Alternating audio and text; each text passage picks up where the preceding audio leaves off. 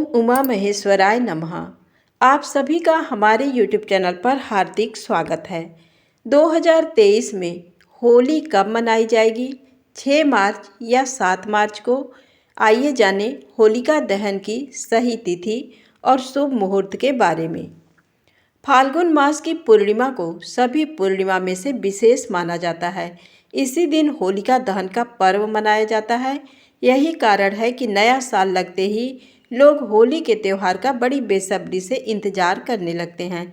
इस दिन को बुराई पर अच्छाई के जीत के रूप में मनाया जाता है। होली उन त्योहारों में से एक है जो सभी धार्मिक भेदभावों को भूलकर खेला जाता है।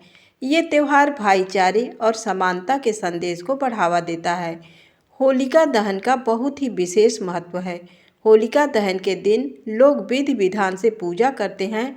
मान्यता है कि इस दिन व्रत और पूजा पाठ करने से भगवान कृष्ण प्रसन्न होते हैं।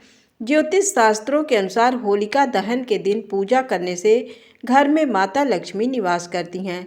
ये पावन पर्व इस साल कब मनाया जाएगा, आइए जानते हैं होलिका दहन की तिथि और शुभ मुहूर्त के बारे में।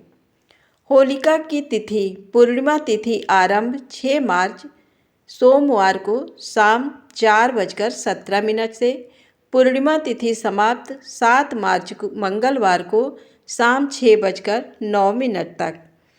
होलिका दहन का मुहूर्त 7 मार्च मंगलवार को शाम 6:31 से लेकर रात्रि 8:58 तक, कुल 2 घंटे 27 मिनट।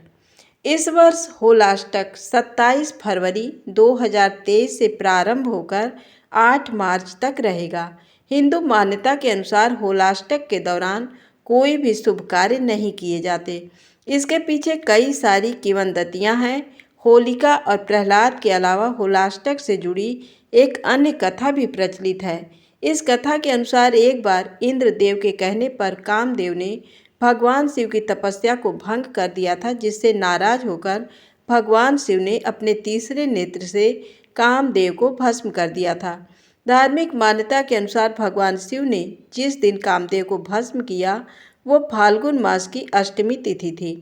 इसके बाद कामदेव की पत्नी रति ने उसी दिन से लगातार 8 दिन तक कठिन तप किया और भोलेनाथ को प्रसन्न करके अपने पति कामदेव को दोबारा जीवित करने का वर प्राप्त किया। तभी से इन 8 दिनों को होलाष्टक के रूप में माना जाता है। होली की पूर्व संध्या में होलिका दहन किया जाता है। इसके पीछे एक प्राचीन कथा है कि असुर हिरण्यकश्यप भगवान विष्णु से घोर शत्रुता रखता था। इसने अपनी शक्ति के घमंड में आकर स्वयं को ईश्वर कहना शुरू कर दिया और घोषणा कर दी कि राज्य में केवल उसी की पूजा की जाएगी। उसने अपने राज्य में यज्ञ और आहुति बंद करवा दी और भगवान के भक्तों को सताना शुरू कर दिया। हिरण्यकश्यप का पुत्र प्रहलाद भगवान विष्णु का परम भक्त था।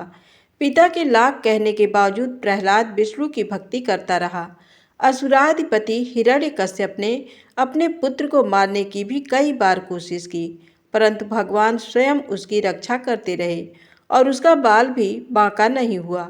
असुर राजा की बहन होलिका को भगवान शंकर से ऐसी चादर मिली थी जिसे ओढ़ने पर अग्नि उसे जला नहीं सकती थी।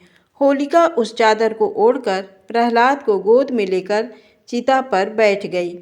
दैव योग से वह चादर उड़कर प्रहलाद के ऊपर आ गई, जिससे प्रहलाद की जान बच गई और होलिका जल गई। होलिका दहन के दिन होली जलाकर होलिका नामक दुर्भावना का अंत और भगवान द्वारा भक्त की रक्षा का जश्न मनाया जाता है। होली का त्यौहार प्रेम और सद्भावना से जुड़ा त्यौहार है, जिसमें अध्यात्म का अनोखा रूप झलकता है। इस त्यौहार को रंग और गुलाल के साथ मनाने की परंपरा है। इस त्यौहार के साथ कई पौराणिक कथाएं एवं मान्यताएं जुड़ी हुई हैं। होली का त्यौहार भारतवर्ष में अति प्राचीन काल से मनाया जाता आ रहा है। इतिहास की दृष्टि से देखें तो ये वैदिक काल से मनाया जाता आ रहा है। हिंदू मास के अनुसार होली के दिन से नए संवत की शुरुआत होती है। चैत्र कृष्ण प्रतिपदा के दिन धरती पर प्रथम मानव मनु का जन्म हुआ था। इसी दिन कामदेव का पुनर्जन्म हुआ था। इन सभी खुशियों को व्यक्त करने के लिए रंगोत्सव मनाया जाता है। इसके अलावा हुड़दंग और रंगोत्सव का ये भी कारण बताया जाता है, कि सिंह रूप में भगवान इसी दिन प्रकट हुए थे और हिरण्यकश्यप नामक महाअसुर का वध कर भक्त प्रहलाद को दर्शन दिए थे। धन्यवाद।